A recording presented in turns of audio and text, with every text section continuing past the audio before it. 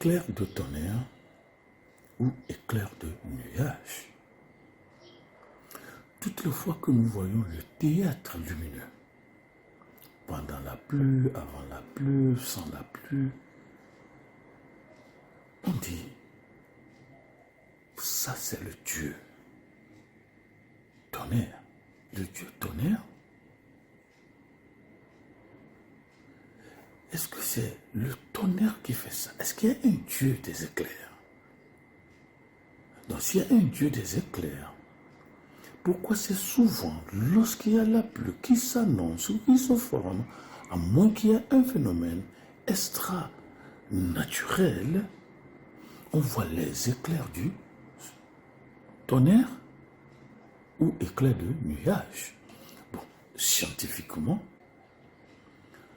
on nous dit qu'il y a des éclairs de nuage et non éclairs de tonnerre. Vous savez, un cumulonimbus, lorsqu'il y a un nuage, en bas du nuage, il y a les grosses gouttes d'eau. Et en haut du nuage, il y a aussi des charges positives. En bas du nuage, les grosses gouttes forment une charge négative. Et on nous dit aussi que dans les nuages, il y a des quantités de gouttes d'eau, de gouttelettes d'eau, mais aussi des cristaux de glace. Et on nous dit, lorsque les deux là se cognent, ça produit des éclairs. Mais on dit, lorsqu'il y a le nuage chargé de gouttes d'eau, à la base, vous avez la charge négative. Et en haut se forme une charge positive en conséquence. Et la différence entre les deux, ou l'espace entre les deux, il y a l'air qui sert d'isolant, qui les maintient séparés jusqu'à ce que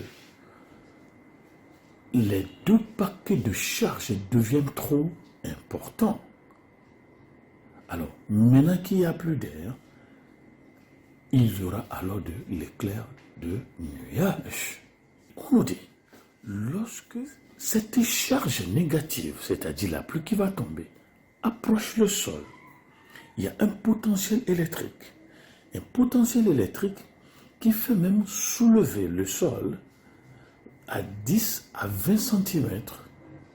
Donc ça chasse la charge négative et permet à la Terre de devenir une charge positive. Ça crée un potentiel électrique entre le nuage et la surface terrestre. À ce contact-là, vous allez voir que l'air, la charge à la base du nuage se décharge elle-même en cherchant une issue en direction du sol grâce à des éclairs dits principaux. Donc l'éclair principal se rapprochant du sol est une charge positive appelée décharge pilote. Alors le décharge pilote, lorsqu'il atteint 10 à 20 cm du sol, crée ce qu'on appelle un chenal. Et ça crée une charge de retour. Vous avez l'origine d'un éclair qui peut donc aussi bien se trouver à terre que dans les airs. C'est Media Incorporated. Mais que nous disent nos grands-parents? Non, non, non, non, les éclairs là, ça vient du tonnerre. Est-ce que le tonnerre existe? Mais bien sûr, bien sûr. Les chrétiens, vous lisez la Bible, Jean et Jacques, on les appelait les fils du tonnerre. Il faut bien lire la Bible. On les appelle les fils du tonnerre. Et ils ont voulu faire la démonstration. Ils ont voulu faire la démonstration lorsque Jésus allait vers la Samarie. Et les Samaritains faisaient leurs bêtises politiques. Jean et Jacques ont voulu la permission, le décret présidentiel de Jésus pour appeler le tonnerre sur les Samaritains. Les fils du tonnerre existent. C'est-à-dire que le tonnerre aussi existe. Est-ce que c'est un Dieu ou bien c'est une force naturelle au contrôle de Dieu? Mais si c'est au contrôle de Dieu, comment est-ce que Jean-Jacques aurait aussi maîtrisé, connu une telle force à manier à volonté? Il dit, Seigneur, permets-nous d'invoquer le tonnerre sur eux. On va les foudroyer à la cadence et à la séquence et à la sémence. Et j'ai discuté avec des aînés, avec des vieux. un chef traditionnel m'a dit, oui, bien sûr, ça existe. Je le vois comme un petit être qui monte, oui, dans un arbre. Et puis il lance sa flèche, il lance son feu. Le tonnerre. Mais les gens le provoquent aussi avec des animaux, avec des matériels. On met ça sur votre toit et on cause la foudre. Oui, et j'étais petit, lorsqu'on a dit le Dieu tonnerre a foudroyé quelqu'un, et un grand arbre. On était allé, on voulait voir ce que les Héviessos aussi vont faire. Et vous avez de l'ablution, versez ça, vous allez voir, ça fumait, et la pierre Héviessale foulait comme ça dans le sol, jusqu'à ce qu'on arrête ça. On fait quoi avec la pierre tonnerrique ou foudrale? Ils savent ça, je ne veux pas vous le dire, mais voilà ce qu'on nous dit. Héviesso, le tonnerre. Est-ce que c'est Héviesso qui est le tonnerre ou c'est la foudre qui est le tonnerre? Non. Héviesso, c'est lui le tonnerre. Son arme, c'est la foudre. Oui, c'est son pistolet spirituel. Mais tout ça, c'est au contre de l'Éternel. Et on parle même des 7 tonnerres de l'Éternel. Alors, l'Éternel, s'il y a les 7, est-ce que le diable aussi a un tonnerre? Si Dieu a des tonnerres et le diable aussi a des tonnerres, quel tonnerre va tonnerrer plus que quel tonnerre? Mais la réalité, la vérité ici, c'est que le tonnerre existe. La Bible l'a confirmé. On dit Jean et Jacques, fils de Zébédée. Donc je me dis, est-ce que le nom c'est Zébédée, ou bien Zobédée, ou bien Didébé? Et Jean et Jacques, les fils de Didébé. Ça, s'il faut traduire ça dans notre langue, c'est ce qu'on va dire. Jean et Jacques, les fils de Didébé. Pas Didébé, mais le papa a le Didébé. Et qu'il a. Vous ne croyez pas? Lisons Marc 3, verset 17. Jacques, fils de Zébédée, et Jean, frère de Jacques, auquel il donna le nom de Boanerges, qui signifie fils du tonnerre. Ça, c'est Jésus qui dit ça.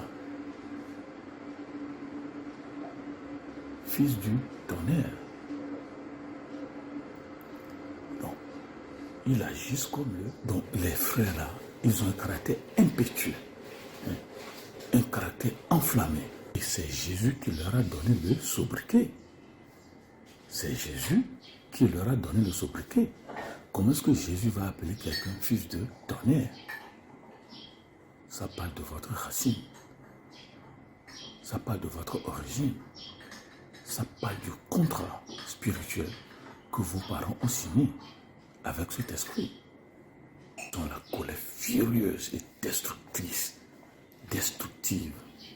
Donc on leur dit, Jésus leur demande, mais les gens disent que oui, c'est Jésus qui leur a donné le sobriquet, oui, ils n'ont rien à faire avec ces choses, que c'est un sobriquet. Mais écoutez, lisez Luc chapitre 9, verset 54. Les disciples Jacques et Jean, voyant cela, dirent, Seigneur, veux-tu que nous commandions et les consument? Mais comment les gens la savaient-ils? Faites descendre du feu du ciel s'ils ne sont pas des tonnerriens. Donc Jésus a donné le nom en connaissance de cause.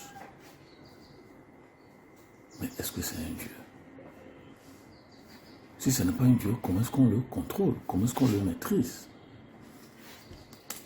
Comment est-ce que Jean et Jacques savaient-ils commander du feu du ciel? Oui, voyez. Donc, Jésus a dit, vous ne savez de quel esprit vous êtes animé. Voilà. L'esprit qui anime le feu, l'esprit qui fait descendre du feu sur les gens. L'esprit qui invoque la foudre, le tonnerre sur les gens. Ce n'est pas un esprit qui vient de Dieu.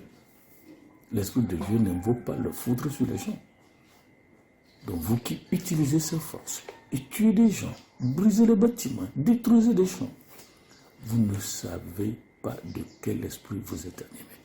Donc Jésus est venu pour changer cet esprit-là qui vous anime, esprit colère furieuse et destructive. Une colère qui est contente quand les gens vont mal, quand les gens vont de mal en pire, de pire en piètre et de piètre en piétrissime. Vous ne savez pas de quel esprit vous êtes animé, c'est-à-dire Satan. Mais le tonnerre, ça existe. Jean-Jacques voulait manifester cet orgueil spirituel.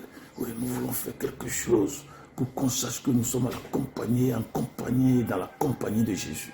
On dit des voix et des tonnerres. Devant le trône brûlent 7 lampes ardentes qui sont les 7 esprits de Dieu. Il y a même les voix de tonnerre, trône de Dieu, devant Apocalypse 6.1. Il dit, qui disait comme d'une voix de tonnerre, viens. Apocalypse 8.5. Il y eut des voix, des tonnerres, des éclairs et un tremblement de terre. Apocalypse 8.5, c'est ça. Apocalypse 10.3. Quand il cria, les 7 tonnerres firent entendre leur voix. Le tonnerre existe. Mais est-ce que le diable peut le manipuler, l'utiliser? Ou y a-t-il le tonnerre de Dieu et le tonnerre de Satan? Les théologiens répondaient. Apocalypse 10.4. Et quand les 7 tonnerres eurent fait entendre leur voix, c'est ce que dit les 7 tonnerres et ne l'écrit pas. Bon, Apocalypse, tout ça c'est tonnerre. Dieu a des tonnerres. Et ceux qui utilisent les tonnerres sataniques, nous prions que les 7 tonnerres de l'Éternel font sur vous. Cessez de faire du mal aux gens. Cessez. Sinon, les 7 tonnerres de l'Éternel vont vous foudroyer.